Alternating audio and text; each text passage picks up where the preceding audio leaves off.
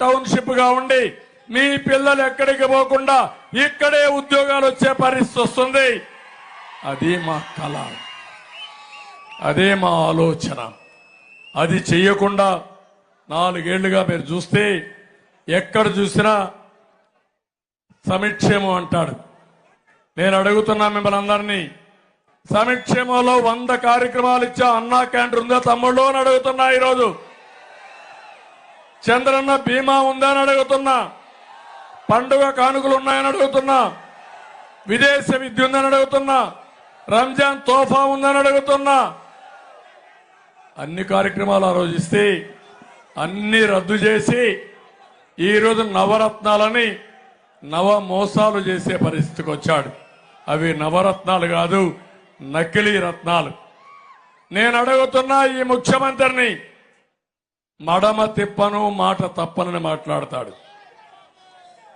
ఏం చెప్పాడు ఆ రోజు? ప్రత్యేక హోదా తెస్తాన్నాడా లేదా? కేంద్రం మెడలు వస్తాన్నాడా లేదా? మద్యపాన నిషేధం చేసిన తర్వాతనే మీ ఓటు అడుగుతానన్నాడా లేదా అని మిమ్మల్ని అడుగుతున్నా. చేశాడా మద్యపాన నిషేధం? తమ్ముళ్ళు 200, అప్పుడు ఎంత తమ్ముళ్ళు? క్వార్టర్ బాటిల్ మందు బాబులు ఇక్కడ ఉంటారు. 60 రూపాయలు అవునా కాదా? ఇప్పుడు ఎంత? ఈరోజు 200.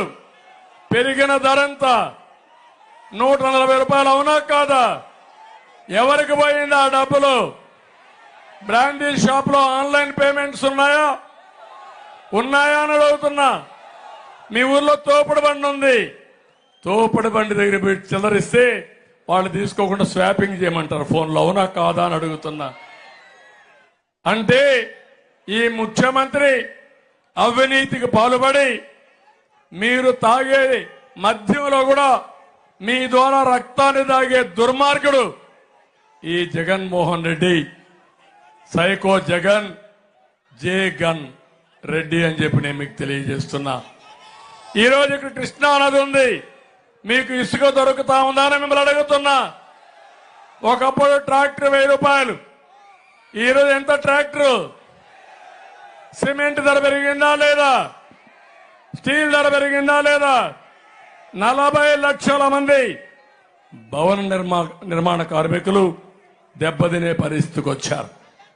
నేను ఒకటే మిమ్మల్ని అందరినీ కోరేది, ఈరోజు 5 సంవత్సరాల్లో రాష్ట్రం 30 సంవత్సరాలు వెనక్కెళ్ళింది.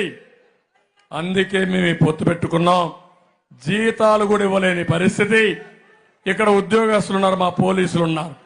పోలీసులు మీకు జీతాలు వస్తున్నాయి సక్రమంగా? మొన్న మొదటి తారీఖు మీకు వచ్చిన జీతం వచ్చిందా? టీఏలు వచ్చాయా మీకు? డిఏలు వచ్చాయా మీకు? ప్రావిడెంట్ ఫండ్ మీ డబ్బులు మీకు వచ్చిందా మీకు? మిమ్మల్ని కూడా ఈ జగన్మోహన్ రెడ్డి బానిసలు అనుకుంటున్నాడు. ప్రతి ఒక్కరి రాష్ట్రంలో ఆయనకు బానిసలుగా పనిచేయాలనుకుంటున్నాడు. భయపెట్టి పనిచేయిస్తున్నాడు. ప్రతి ఒక్కరి మెడ మీద కత్తిపెట్టి ఆస్తులు రాయించుకోవడం. ఇప్పుడు కొత్తగా ఒక చట్టం తీసుకొచ్చారు. ఏదైతే భూ పరిరక్షణ చట్టం ఒకటి తీసుకొచ్చాడు. ఆ రికార్డన్నీ ఆయన దగ్గరనే ఉంటాయంట. ఇప్పుడు మీ దాంట్లో పట్టాదారు పాస్ పుస్తకం ఉండదు, టైటిల్ డీడ్ ఉండదు, లేకపోతే మన 10(1) ఉంది. ఏ రికార్డు ఉండవు. జగన్మోహన్ రెడ్డి రాసుకునే రికార్డే ఆయన దగ్గర బటన్ ఉంటుంది. బటన్ నొక్కితే మీ పేరు మారిపోతుంది. మీ పేరు మారిపోతే మీ రాత మారిపోతుంది. ఇంకేం చేస్తారో మీరే ఆలోచించుకోమని కోరుతున్నా. అంటే ఒక ముఖ్యమంత్రి దుర్మార్గుడు వస్తే టెక్నాలజీని ఉపయోగిస్తే మన జీవితాలను సర్వనాశనం చేయగలుగుతారు. అదే టెక్నాలజీ సద్వినియోగం చేసుకుంటే మన జీవితాలకు వెలుగులు వస్తాయని చెప్పి కూడా నేను మీకు తెలియజేస్తున్నా. అందుకే ఈరోజు మేము వచ్చాం. నేను ఒకటే ఇక్కడుండే నాయకుల్ని, కార్యకర్తలను కోరుతున్నా, 25 రోజులు మీరు కష్టపడండి. మేము మీకు అండగా ఉంటాం. ప్రజలకు మీరు అండగా ఉండండి. ఏం చేస్తున్నో చెప్పండి. ఓట్లు వేయించే బాధ్యత మీది. మిమ్మల్ని గౌరవించే బాధ్యత మా కూటమి మేము తీసుకుంటామని చెప్పి కూడా నేను మీకు తెలియజేస్తున్నా. ప్రతి ఒక్క కార్యకర్తను కోరుతున్నాను, ఒక తెలుగుదేశం పార్టీ కార్యకర్తల్ని, జనసేన కార్యకర్తల్ని, బీజేపీ కార్యకర్తల్ని రేపు రాబోయేది కేంద్రంలో మనమే వస్తున్నాం, ఎన్డీఏ వస్తుంది, రాష్ట్రంలో ఎన్డీఏ ప్రభుత్వం వస్తుంది. బాగా కష్టపడిన కార్యకర్తలకి, ఇప్పుడు న్యాయం జరిగిన కార్యకర్తలకి గుర్తింపిచ్చే బాధ్యత, ప్రాధాన్యత ఇచ్చే బాధ్యత మా 3 పార్టీలు మేము తీసుకుంటామని మరొక్కసారి మీ అందరికీ హామీ ఇస్తున్నా. అయితే ప్రతి ఒక్క ఓటు కూడా చాలా ముఖ్యం. ఇక్కడ బాలశౌరి గారు గెలుస్తున్నారు, డౌట్ లేదు. అనుమానం ఉందా తమ్ముళ్ళు అని అడుగుతున్నా. ఏమమ్మా ఆడబిడ్డలు చెప్పండి. అందరూ కూడా గెలిపిస్తామని గట్టిగా మంచి మెజార్టీ రావాలి. చరిత్రలో మచిలీపట్నంలో ఎప్పుడు రానంత మెజారిటీ తెప్పిస్తామని గట్టిగా చప్పట్లు కొట్టి హర్షాన్ని ఆమోదం తెలియజేయండి.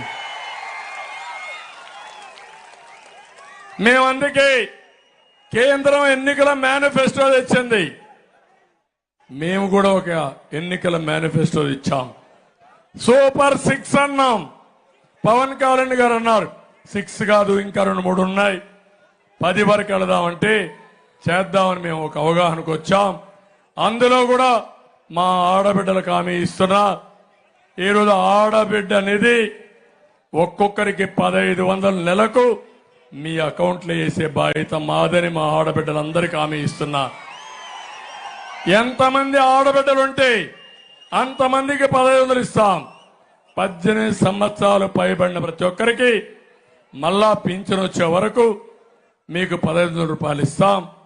రెండోది, తల్లికి వందనం కింద ఎంతమంది పిల్లలున్నా ఒక్కొక్కరికి 15,000, ఆంక్షలు లేవు, కటింగ్ లేదు, పూర్తిగా ఇచ్చే బాధ్యత మాదని మా ఆడబిడ్డలకు పిల్లలకు అందరికి విజ్ఞప్తి చేస్తున్నా. ఈ రెండే కాకుండా దీపం కింద ఒకప్పుడు వంట గ్యాస్ సిలిండర్లు ఇచ్చాం, రేట్లు పెరిగాయి. ఇప్పుడు మళ్ళా హామీ ఇస్తున్నాం, సంవత్సరానికి 3 గ్యాస్ సిలిండర్లు ఇచ్చే బాధ్యత మా కూటమి తీసుకుంటామని మీ అందరికీ హామీ ఇస్తున్నా. ఉచిత ప్రయాణ సౌకర్యం మీ అందరికీ హామీ ఇస్తున్నా. ప్రతి ఒక్క కుటుంబం ఆడవాళ్ళు ఎవరైతే ఉన్నారో దర్జాగా ఆర్టీసీ బస్సులు ఎక్కండి. ఎక్కిన తర్వాత నా పేరు, పవన్ కళ్యాణ్ గారి పేరు చెప్పండి. ఎవరిని అడిగితే ఎక్కడికి పోవాలో పోయే విధంగా మీకు ఏర్పాటు చేసే బాధ్యత మాదని మీ అందరికీ హామీ ఇస్తున్నా. వీళ్లే కాకుండా కేంద్రం ఇచ్చే కార్యక్రమం కూడా తీసుకుని ఆ డబ్బులు కూడా తీసుకొస్తాం. ఇప్పుడే జల్ జీవన్ మిషన్ కింద మాట్లాడాడు బాలశౌరి గారు. కేంద్రం 1000 కోట్ల రూపాయలు ఖర్చు పెడతా ఉంది. చాలా రాష్ట్రాలు ఇంటింటికి మంచినీటి సరఫరా ఇవ్వడానికి సద్వినియోగం చేసుకున్నారు. ఎంపీ తెస్తే ఆ డబ్బులు కూడా ఉపయోగించిన దుర్మార్గమైన ప్రభుత్వం జగన్మోహన్ రెడ్డి ప్రభుత్వం. అతనికి తెలిసింది ఒకటే, బటన్ నొక్కడం, అప్పు తేవడం, బటన్ నొక్కి బొక్కడం తప్ప ఏమీ తెలియని వ్యక్తి ఈ జగన్మోహన్ రెడ్డి. బటన్ నొక్కడానికి జగన్మోహన్ రెడ్డి అవసరంలా. మన ఇంట్లో ముసలమ్మకు చెప్పి ఆ కంప్యూటర్ ఇస్తే ఆ ముసలమ్మ కూడా బటన్ నొక్కేస్తుంది. అవునా కాదా తమ్ముళ్ళు అడుగుతున్నా. దానికి పెద్ద చదువు కావాలా వారికి, తెలివితేటలు కావాలా వారికి? తెలివి కావాల్సింది సంపద సృష్టించడానికి కావాలి, సుపరిపాలనకు కావాలి, ఆదాయం పెంచడానికి కావాలి. మా తమ్ముళ్లకు ఉద్యోగాలు ఇవ్వాలంటే తెలివి కావాలి. అందుకే మేము ఇచ్చాము యువగళం. యువతకు హామీ ఇస్తున్నా. ఎక్కడ చూసినా మా మీటింగ్లు అయితే 160-70% యువకులే కనపడుస్తున్నారు. వాళ్ళకోటే హామీ ఇస్తున్నాం. నిన్న కూడా మాట్లాడుతూ పవన్ కళ్యాణ్ గారు ఒక మాట అన్నారు, ఈ పిల్లల యొక్క నైపుణ్యాన్ని, స్కిల్ని కూడా ఒకసారి మనం ఎవాల్యుయేట్ చేద్దాం. మొత్తం ఏ విధంగా ఉపయోగించాలో ఉపయోగిద్దాం. ప్రతి ఒక్క నియోజకవర్గంలో అవసరమైతే స్కిల్ డెవలప్మెంట్ సెంటర్లు పెడదాం, వీళ్ళకు ఉపాధి కల్పిస్తామని చెప్పారు. తప్పకుండా నేను హామీ ఇస్తున్నా. ఈ తమ్ముళ్ళకి 20 లక్షల ఉద్యోగాలు 5 సంవత్సరాల్లో, సంవత్సరానికి 4 లక్షల ఉద్యోగాలు ఇచ్చే బాధ్యత మాది. మెగా డిఎస్సి పెడతాం, మొదటి సంతకం పెడతాం, మీకు ఉద్యోగాలు ఇప్పిస్తానని కూడా మీకు తెలియజేస్తున్నా. జాబ్ క్యాలెండర్ ఇస్తాం, జాబ్ క్యాలెండర్ ఇచ్చి అవి కూడా పూర్తి చేస్తాం. ఇది కాకుండా మనం వస్తానే పరిశ్రమలు వస్తాయి. ఒక విషయం ఆలోచించండి, బందర్లో పోర్ట్ పూర్తయితే పరిశ్రమలు వస్తే ఎన్ని లక్షల మందికి ఉద్యోగాలు వస్తాయని అడుగుతున్నా. అది విజన్. కానీ నేను ఆ రోజు ఒక్క పైసా లేకుండా పోర్ట్ ని ఏదైతే పీపీపీ మోడల్లో ఆ రోజు ఇచ్చాను.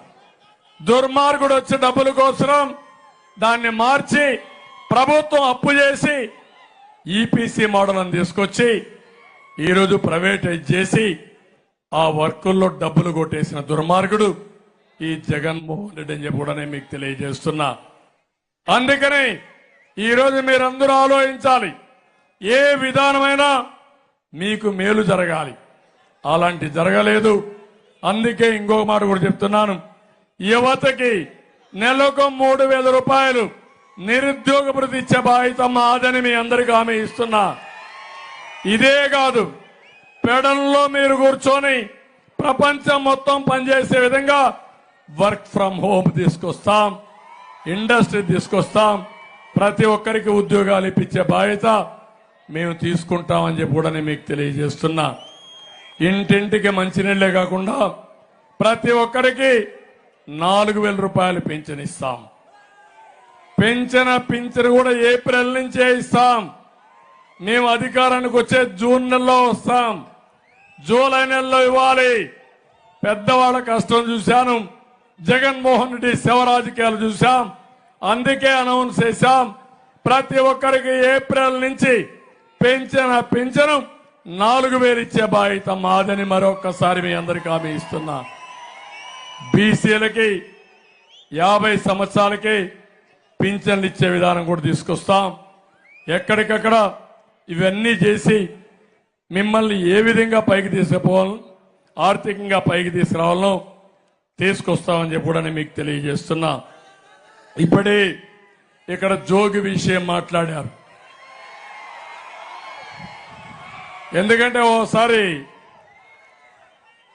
కొంతమంది నాయకులకు కూడా తెలియాలి, ఈ రోజు ఉంది రేపు